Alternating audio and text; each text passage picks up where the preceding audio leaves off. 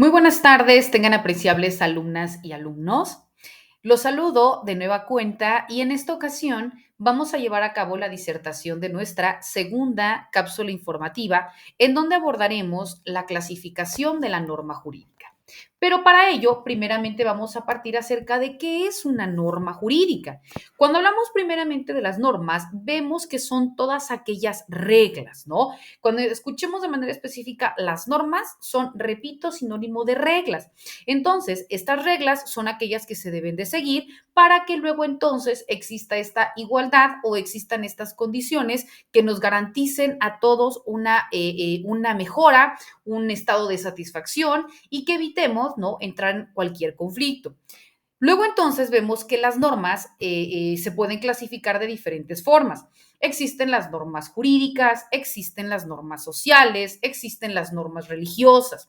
Cuando hablamos de las normas religiosas, son aquellas que son impuestas específicamente para que se lleve a cabo una correcta profesión de fe, ¿no? Aquí vemos pues que existen diferentes tipos de creencias y que cada una posiciona o pondera lo que se debe o no se debe hacer atendiendo, repito, a una cuestión de fe por un ser superior y por cuestiones de divinidad.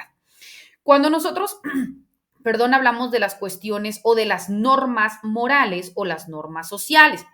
Primeramente vemos que las normas sociales son aquellas que nos permiten desarrollar una vida social más amena y más cordial, ¿no? Es decir, todo aquello que nosotros podamos realizar y que socialmente se considere como bueno. Ejemplo, saludar, ejemplo, ayudar al prójimo, o sea, son normas sociales, son conductas que la misma sociedad te impone y que son aquellas que debemos seguir. Cuando hablamos de las normas morales, son aquellas que tienen como característica la unilateralidad porque se encuentran frente al sujeto que los obliga, es decir, van de manera inmediata, la misma colectividad lo impone, pero yo determino si lo hago o no lo hago, porque únicamente va a regir a mí, ¿no? A mi yo interno, a la cuestión de María Catalina. Y puede que la misma sociedad lo esté viendo o no viendo, pero es una cuestión personalísima, ¿no? Ejemplo, yo sé que no debo tomar lo ajeno, ¿no? No debo robar, pero quizás alguien no lo está viendo y yo lo realizo. Entonces es una conducta que va a traer una cuestión de juzgar, pero de manera interna. Entonces son normas morales. Cuando hablamos de las cuestiones como normas jurídicas, estas vemos que son todos aquella conjunción, ¿no? Aquel conjunto de mandatos que se aplican exclusivamente a las relaciones del hombre para que viva dentro de una colectividad. Las normas jurídicas son aquellas reglas creadas específicamente por servidores públicos facultados para ello. En este caso, a partir del poder legislativo, porque son aquellos que les encarga o que se les encomienda crear la norma y que son impuestas en contra del destinatario de la norma. Es decir, no te preguntan, María Catalina, ¿tú quieres cumplirlas o no? Estas van dirigidas a todos por igual y luego entonces, si tu conducta encuadra dentro de lo que de manera literal establece la norma, pues entonces ya sea que la misma norma te proteja o, como hemos comentado, la misma norma te sancione. Por eso se dice que son las normas jurídicas. Son aquellas que van a ir dirigidas a todos por igual, que se aplican para poder generar esta satisfacción o un bien común y que tienen características. ¿Cuáles son sus características? Son universales. ¿Por qué? Porque se dice que van dirigidas a todos por igual. Se dice que son bilaterales. ¿Por qué? Porque al mismo tiempo que te confieren derechos, también te imponen obligaciones, ¿verdad? Se dice que son autónomas. ¿Por qué? Porque no dependen de otra. Su misma creación te establece lo que te permite o lo que te prohíbe. Se dice también que son coercibles. ¿Por qué? Porque se te pueden imponer aún con la fuerza pública si tú no quieres cumplirlas de manera voluntaria. Por eso se dice que el Estado tiene incluso o puede ejercer, ¿no?, la cuestión de la fuerza pública para imponer un cumplimiento.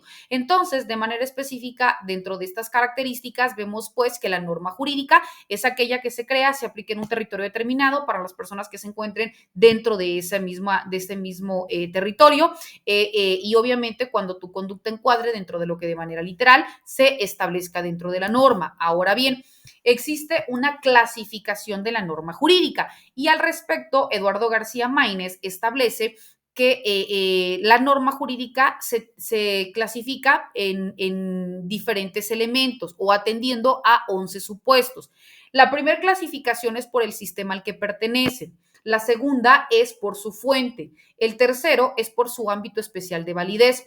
El cuarto es por su ámbito temporal de validez. El quinto es por su ámbito material de validez. El sexto es por su ámbito personal de validez. El séptimo es por su jerarquía. El octavo es por su sanción. El noveno es por su cualidad. El décimo son por sus relaciones de complementación. Y el onceavo son por sus relaciones con la voluntad de los particulares. Cuando hablamos primeramente del sistema al que pertenece, se dice que la norma jurídica son nacionales, pueden ser extranjeras y pueden ser uniformes.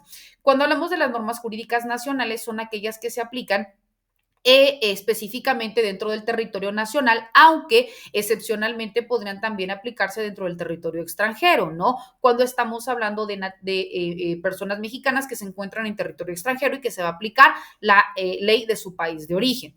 Cuando hablamos de las extranjeras, son aquellas que rigen en principio para un territorio no nacional. Cuando hablamos las de derecho uniforme, son normas comunes o sistemas jurídicos de diferentes países. Entonces se conjuntan para que luego entonces se aplique la que sea más favorable para el individuo. Cuando hablamos de la otra clasificación que es por su fuente formal, dentro de esta se dice que las normas pueden tener origen en actos del poder legislativo, que en este caso vemos que se denominan leyes, pero también pueden tener su fuente en la jurisprudencia, es decir, que son decisiones obligatorias de los tribunales y por tanto pueden ser de origen en una facultad reglamentaria del Poder Ejecutivo.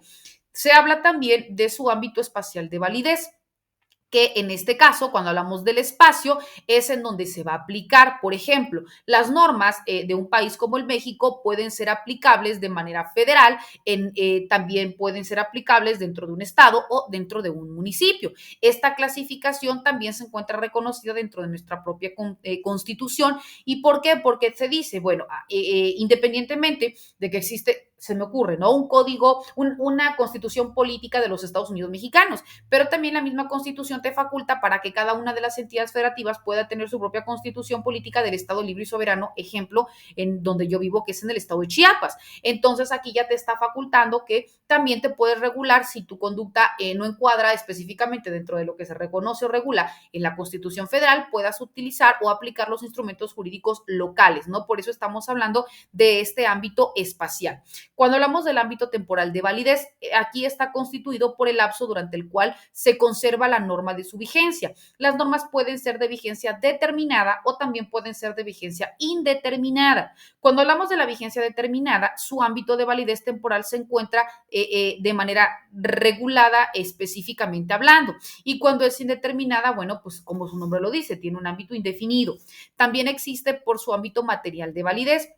Aquí es tomando en consideración la materia que regula, ¿no? Aquí, por ejemplo, vemos que en México existe el derecho privado, que es el civil y el mercantil, el derecho público, que es el constitucional, el administrativo, el penal, el procesal, el internacional, y el social, que es el laboral, el agrario y el de seguridad social.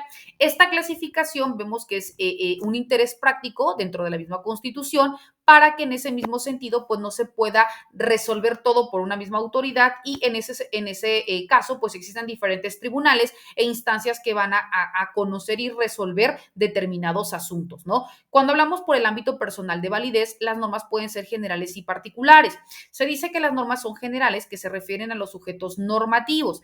Por ejemplo, como ocurre, ¿no?, con las leyes o con un sujeto individualizado cuando se dictan las sentencias, en donde se particulariza a los sujetos normativos y son particulares porque pueden ser públicas o pueden ser privadas. Las públicas es en contra de actos de autoridad y las privadas en actos que emanan, por ejemplo, de convenios, de contratos, de testamentos, entre otros. También existe otra clasificación que es por su jerarquía.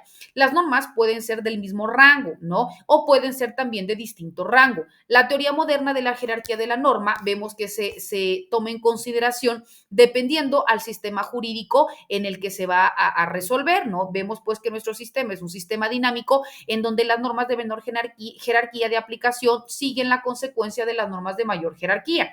Por eso vemos pues que existe esta jerarquización de la norma. También, ejemplo, ¿no? Tenemos la constitución política a la par de los tratados internacionales y por debajo todas las demás normas o leyes supletorias o secundarias. Entonces vemos que existe una jerarquía dentro de la propia norma.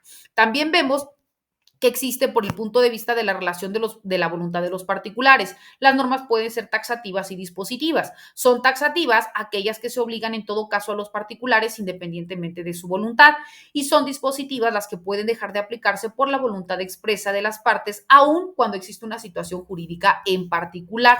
Vemos pues apreciables alumnas y alumnos que estos y otros temas son los que también de manera muy puntual vamos a continuar disertando en nuestras subsecuentes cápsulas informativas, así como también en nuestras sesiones virtuales, quedando como siempre a sus apreciables órdenes ante cualquier duda, ante cualquier comentario o ante cualquier aportación. Que tengan excelente tarde. Hasta luego.